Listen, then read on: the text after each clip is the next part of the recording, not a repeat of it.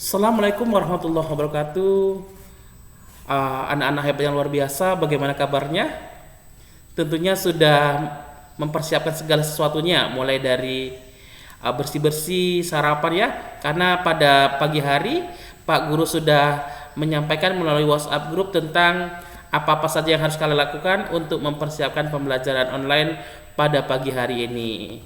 Baik, anak-anak hebat, kita lanjutkan pembelajaran kita pada subtema 1, tumbuhan sahabatku, yaitu pada pembelajaran 2. Nah, ini adalah pembelajaran 2 kita yang kita laksanakan secara online karena masa pandemi COVID-19 seperti sekarang ini.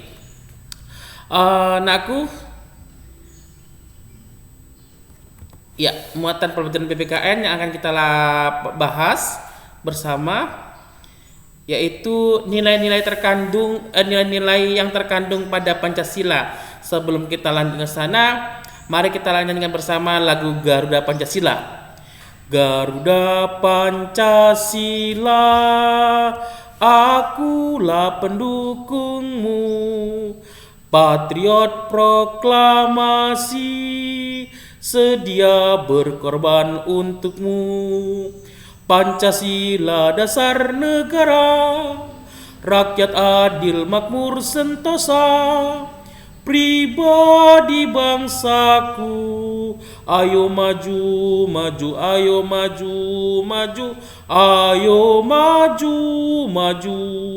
Nah, setelah kita menyanyikan lagu Garuda Pancasila, tentunya timbul semangat kita yang luar biasa. Bagaimana penerapan nilai-nilai Pancasila dalam kehidupan kita sehari-hari. Anakku sayang yang hebat dan luar biasa, hari ini kita akan membahas 2 sila dalam Pancasila yang dapat kita terapkan nilai-nilainya dalam kehidupan kita sehari-hari. Yang pertama adalah sila ketuhanan yang Maha Esa. Apa sajakah nilai-nilai yang terkandung dalam sila ketuhanan yang Maha Esa?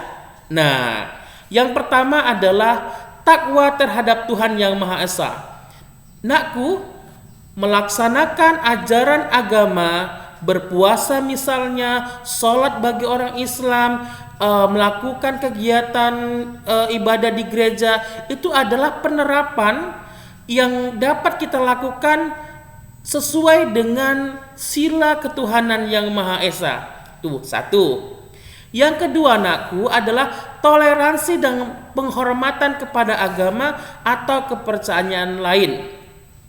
Sebagai contoh anakku, bagi umat non-muslim, ketika yang Islam sedang melaksanakan puasa, maka mereka harus menghormati untuk minimal tidak makan di sekitar kita yang sedang berpuasa. Itu adalah bentuk toleransi. Ketika kita sedang sholat Jumat misalnya, yang non-muslim ketika melintasi tidak membunyikan klakson yang dapat mengganggu konsentrasi ibadah, seperti itu. Nakku, yang ketiga adalah kerukunan antar umat beragama. Artinya apa nakku? Artinya antara umat beragama yang satu dengan yang satunya lagi tidak boleh saling bergontok-gontokan, harus rukun, damai, saling membantu, apalagi tujuannya adalah mewujudkan masyarakat yang aman dan sejahtera. Nah, nakku, itu adalah 3 nilai-nilai yang terkandung dalam sila ketuhanan yang Maha Esa. Bagaimana? Masih semangat? Oke. Anak-anak hebat yang luar biasa, nilai-nilai yang terkandung dalam sila kedua, yaitu sila kedua, kemanusiaan yang adil dan beradab. Apa sajakah nilai-nilai yang terkandung dalam sila kemanusiaan yang adil dan beradab? Nah, kita simak bersama. Yang pertama adalah persamaan derajat, bahwa tidak ada perbedaan antara orang yang satu dan yang lainnya. Kenapa? Di mata negara kita memiliki persamaan derajat. Tidak ada si kaya si miskin. Semuanya sama. Selanjutnya, menghargai hak asasi manusia, solidaritas antar sesama manusia, dan yang terakhir adalah perdamaian. Nakku sayang yang luar biasa, ini adalah 4 hal yang terkandung dalam sila kemanusiaan yang adil dan beradab. Sila pertama tadi sudah ada 3, sila kedua ada 4. Mohon kiranya anakku difahami, kemudian ingat-ingat aplikasi apa yang sudah pernah kalian lakukan dalam kehidupan bermasyarakat. Siap? Oke?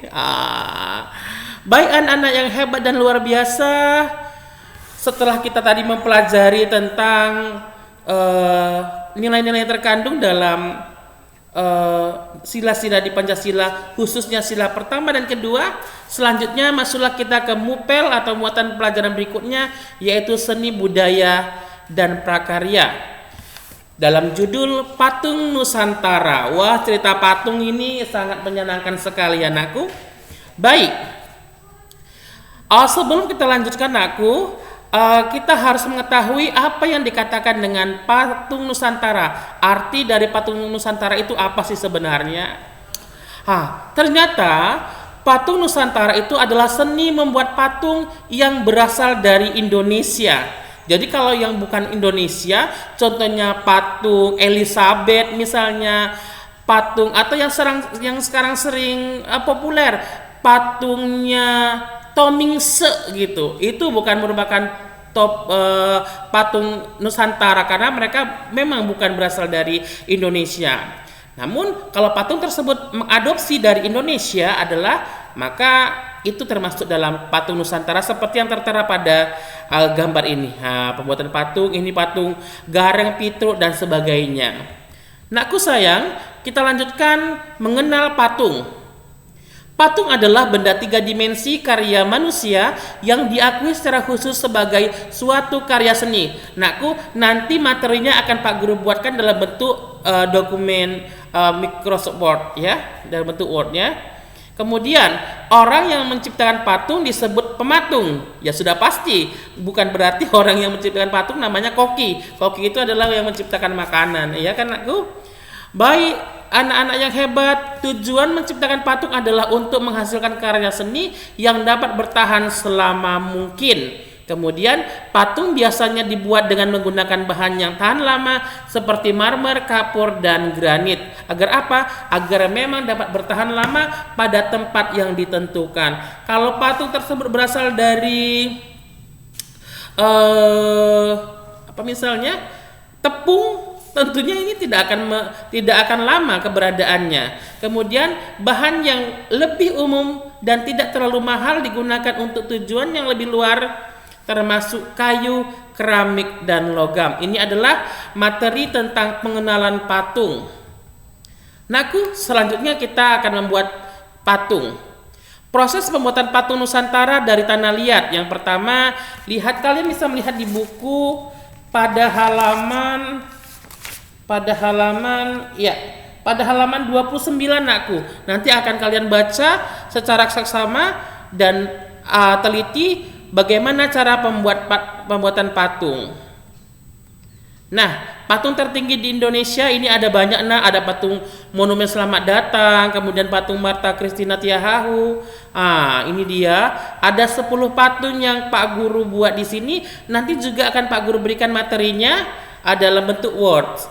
Nah, Nakku, ini ada 10 patung yang harus kamu ketahui.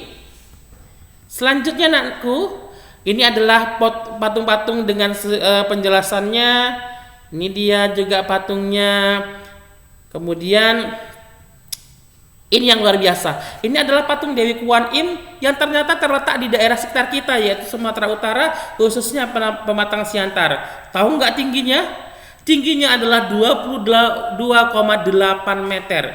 Bayangin, 22,8 patung tingginya ke atas sana. Luar biasa. Dan itu ada di sekitar kita, yaitu di Pematang Siantar, Sumatera Utara. Kemudian patung Garuda Wisnu Kencana atau GWK. Kebetulan pada tahun 2018 saya pernah mendatangi GWK di Bali. Memang sangat luar biasa, menjadi ikon dari Bali tersebut. Nah, ini adalah evaluasi nanti akan Pak Guru buat dalam bentuk aplikasi yang dapat kalian isi langsung pada kolom-kolom yang tertera di bawahnya. Ini dia ada 5 evaluasi penilaiannya. Nakku, terima kasih, tetaplah semangat, jaga kesehatan, bantu orang tua di rumah, dan jangan lupa kerjakan tugas tersebut dengan sebaik-baiknya. Semangat!